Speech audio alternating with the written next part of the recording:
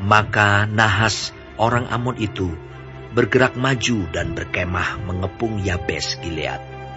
Lalu berkatalah semua orang Yabes itu kepada Nahas, "Adakanlah perjanjian dengan kami, maka kami akan takluk kepadamu."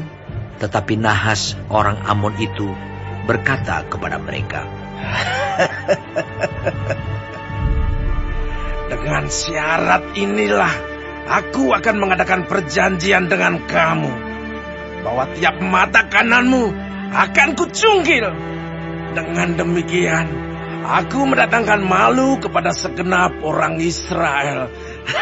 Para tua-tua Yabes berkata kepadanya, "Berilah kelonggaran kepada kami 7 hari lamanya, supaya kami mengirim utusan ke seluruh daerah Israel. Dan jika tidak ada seorang pun yang menyelamatkan kami, maka kami akan keluar menyerahkan diri kepadamu." Ketika para utusan itu sampai di Gibea Saul dan menyampaikan hal itu kepada bangsa itu, menangislah bangsa itu dengan suara nyaring. Saul baru saja datang dari padang dengan berjalan di belakang lembunya, dan ia bertanya, "Ada apa dengan orang-orang itu, sehingga mereka menangis?" Mereka menceritakan kepadanya kabar orang-orang Yabes itu. Ketika Saul mendengar kabar itu, maka berkuasalah roh Allah atas dia, dan menyala-nyalalah amarahnya dengan sangat. Diambilnyalah sepasang lembu, dipotong-potongnya, lalu potongan-potongan itu dikirimkannya ke seluruh daerah Israel dengan perantaraan utusan. Pesannya, "Siapa yang tidak maju mengikuti Saul dan mengikuti Samuel, lembu-lembunya akan diperlakukan juga demikian." Lalu Tuhan mendatangkan ketakutan kepada bangsa itu, sehingga majulah mereka serentak.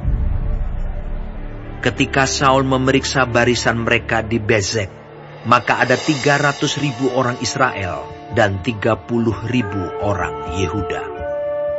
Kepada para utusan yang datang itu dikatakan, "Beginilah kamu katakan kepada orang-orang Yabes Gilead, besok pada waktu panas teriknya matahari, akan datang bagimu penyelamatan." Ketika para utusan kembali dan memberitahukan hal itu kepada orang-orang Yabes, bersukacitalah mereka. Lalu orang-orang Yabes itu berkata kepada Nahas, "Besok kami akan keluar menyerahkan diri kepadamu. Maka bolehlah kamu lakukan terhadap kami apapun yang kamu pandang baik." Keesokan harinya, Saul membagi rakyat itu menjadi 3 pasukan. Mereka itu masuk ke tengah-tengah perkemahan musuh pada waktu kawal pagi dan memukul kalah orang-orang Amon sebelum hari panas. Dan terserak-seraklah orang-orang yang lolos itu, sehingga di antara mereka tidak ada tinggal 2 orang bersama-sama. Lalu berkatalah bangsa itu kepada Samuel, "Siapakah yang telah berkata, masakan Saul menjadi raja atas kita? Serahkanlah orang-orang itu, supaya kami membunuhnya." Tetapi kata Saul, "Pada hari ini, seorang pun tidak boleh dibunuh. Sebab pada hari ini, Tuhan telah mewujudkan keselamatan kepada Israel." Dan Samuel berkata kepada bangsa itu, "Marilah kita pergi ke Gilgal dan membarui jabatan raja di sana." Lalu pergilah seluruh bangsa itu ke Gilgal dan menjadikan Saul raja di sana di hadapan Tuhan di Gilgal.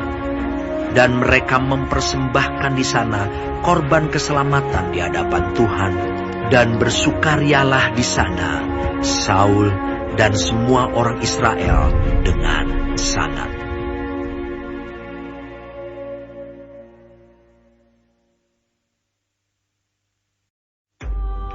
Berkatalah Samuel kepada seluruh orang Israel, "Telah aku dengarkan segala permintaanmu yang kamu sampaikan kepadaku, dan seorang raja telah kuangkat atasmu.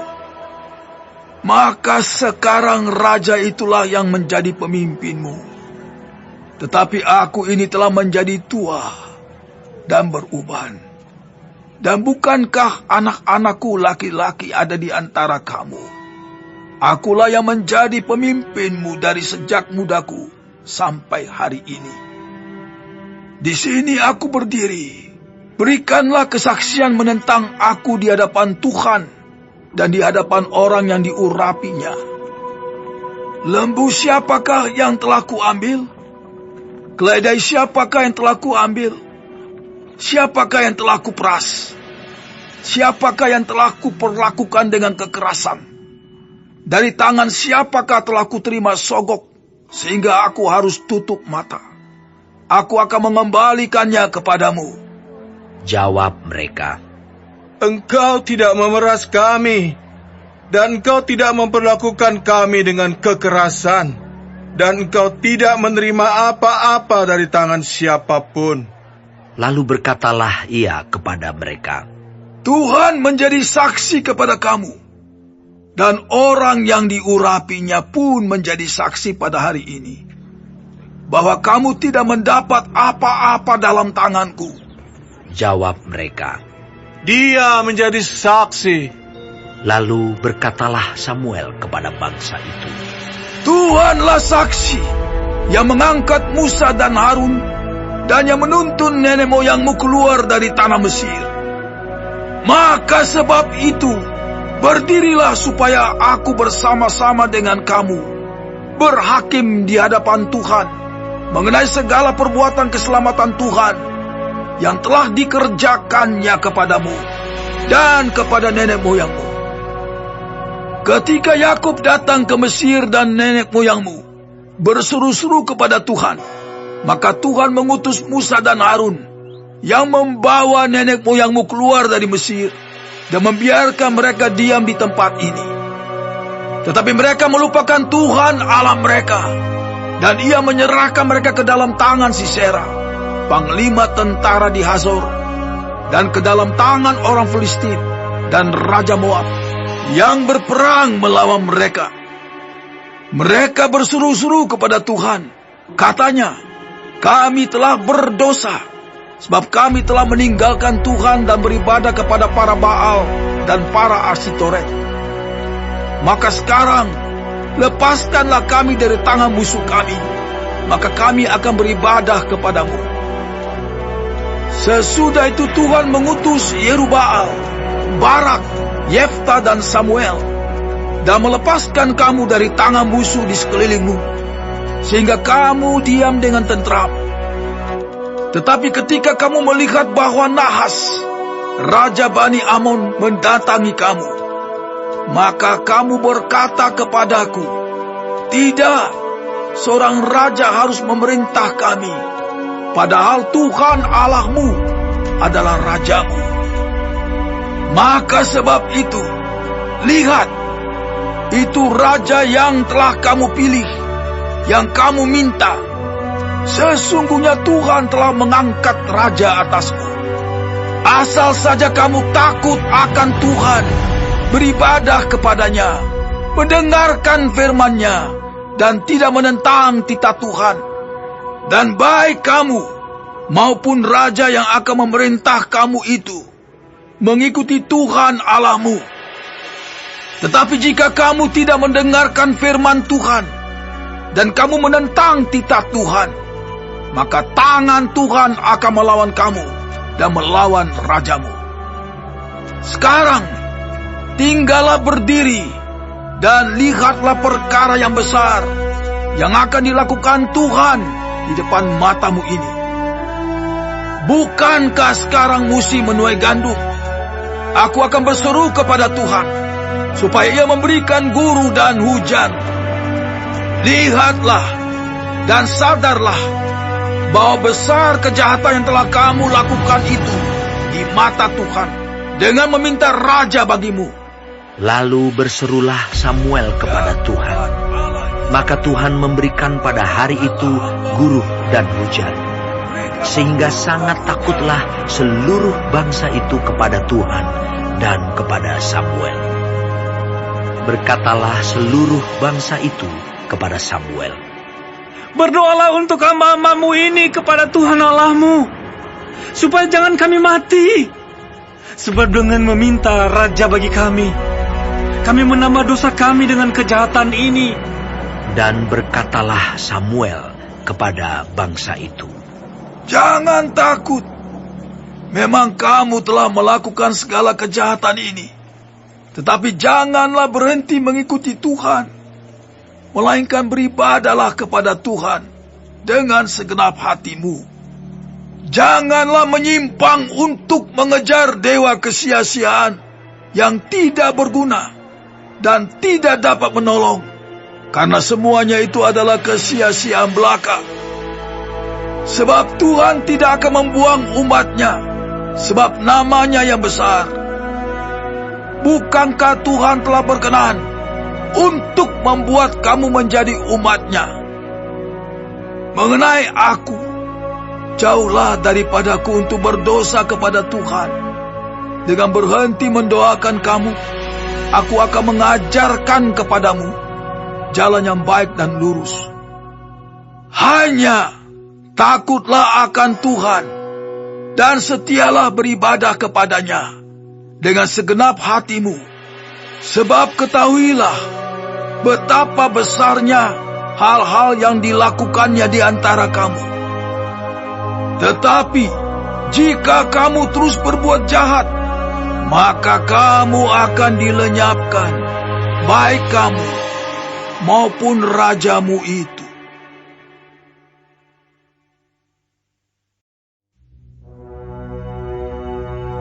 Saul berumur sekian tahun ketika ia menjadi raja.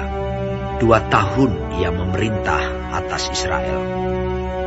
Saul memilih 3.000 orang dari antara orang Israel. 2.000 orang ada bersama-sama dengan Saul di Mikmas dan di pegunungan Betel. Sedang 1.000 orang ada bersama-sama dengan Yonatan di Gibea Benyamin. Tetapi selebihnya dari rakyat itu disuruhnya pulang masing-masing ke kemahnya. Yonatan memukul kalah pasukan pendudukan orang Filistin yang ada di Geba. Dan hal itu terdengar oleh orang Filistin. Karena itu Saul menyuruh meniup sangkakala di seluruh negeri, sebab pikirnya, biarlah orang Ibrani mendengarnya. Demikianlah seluruh orang Israel mendengar kabar bahwa Saul telah memukul kalah pasukan pendudukan orang Filistin, dan dengan demikian orang Israel dibenci oleh orang Filistin. Kemudian dikerahkanlah rakyat itu untuk mengikuti Saul ke Gilgal. Adapun orang Filistin telah berkumpul untuk berperang melawan orang Israel. Dengan 3.000 kereta, 6.000 orang pasukan berkuda, dan pasukan berjalan kaki sebanyak pasir di tepi laut. Mereka bergerak maju dan berkemah di Mikmas, di sebelah timur Bet Awen. Ketika dilihat orang-orang Israel bahwa mereka terjepit, sebab rakyat memang terdesak, maka larilah rakyat bersembunyi di gua, teluk batu, bukit batu, liang batu, dan perigi. Malah ada orang Ibrani yang menyeberangi arungan sungai Yordan menuju tanah Gad dan Gilead. Sedang Saul masih di Gilgal dan seluruh rakyat mengikutinya dengan gemetar. Ia menunggu 7 hari lamanya sampai waktu yang ditentukan Samuel. Tetapi ketika Samuel tidak datang ke Gilgal, mulailah rakyat itu berserak-serak meninggalkan dia. Sebab itu Saul berkata, bawalah kepadaku korban bakaran dan korban keselamatan itu. Lalu ia mempersembahkan korban bakaran. Baru saja ia habis mempersembahkan korban bakaran, maka tampaklah Samuel datang. Saul pergi menyongsongnya untuk memberi salam kepadanya. Tetapi kata Samuel, Apa yang telah kau perbuat? Jawab Saul, Karena aku melihat rakyat itu berserak-serak meninggalkan aku, dan engkau tidak datang pada waktu yang telah ditentukan. padahal orang Filistin telah berkumpul di Mikmas. Maka pikirku, sebentar lagi orang Filistin akan menyerang aku di Gilgal. Padahal aku belum memohonkan belas kasihan Tuhan. Sebab itu aku memberanikan diri, lalu mempersembahkan korban bakaran. Kata Samuel kepada Saul, Perbuatanmu itu bodoh. Engkau tidak mengikuti perintah Tuhan Allahmu yang diperintahkannya kepadamu. Sebab sedianya Tuhan mengokohkan kerajaanmu atas orang Israel untuk selama-lamanya. Tetapi sekarang, kerajaanmu tidak akan tetap. Tuhan telah memilih seorang yang berkenan di hatinya, dan Tuhan telah menunjuk dia menjadi raja atas umatnya. Karena engkau tidak mengikuti apa yang diperintahkan Tuhan kepadamu. Kemudian berangkatlah Samuel dan pergi dari Gilgal ke Gibea Benyamin. Tetapi Saul memeriksa barisan rakyat yang ada bersama-sama dengan dia itu, kira-kira 600 orang banyaknya. Saul dan Yonatan anaknya, dan rakyat yang ada bersama-sama dengan mereka, tinggal di Geba Benyamin, sedang orang Filistin berkemah di Mikmas. Maka keluarlah orang-orang penjarah dari perkemahan orang Filistin dalam 3 gerombolan. Gerombolan yang satu mengambil jalan ke Ofra, ke daerah Shual. Gerombolan yang kedua mengambil jalan ke Bet-Horon. Dan gerombolan yang satu lagi mengambil jalan ke perbatasan yang menghadap ke lembah Zeboim, arah ke padang gurun. Seorang tukang besi tidak terdapat di seluruh negeri Israel, sebab orang Filistin berkata, Jangan-jangan orang Ibrani membuat pedang atau tombak. jadi semua orang Israel harus pergi kepada orang Filistin untuk mengasah mata bajaknya, beliungnya, kapaknya, atau aritnya masing-masing. Adapun bayarannya ialah 2/3 shikal untuk mata bajak dan beliung, dan 1/3 shikal untuk mengasah kapak dan untuk memasang kusa. Sehingga pada hari pertempuran itu, sebilah pedang atau lembing pun tidak terdapat pada seluruh rakyat yang ada bersama Saul dan Yonatan. Tetapi Saul dan Yonatan anaknya itu masih mempunyainya. Dan suatu pasukan pengawal orang Filistin telah keluar ke pelintasan gunung di Mikmas.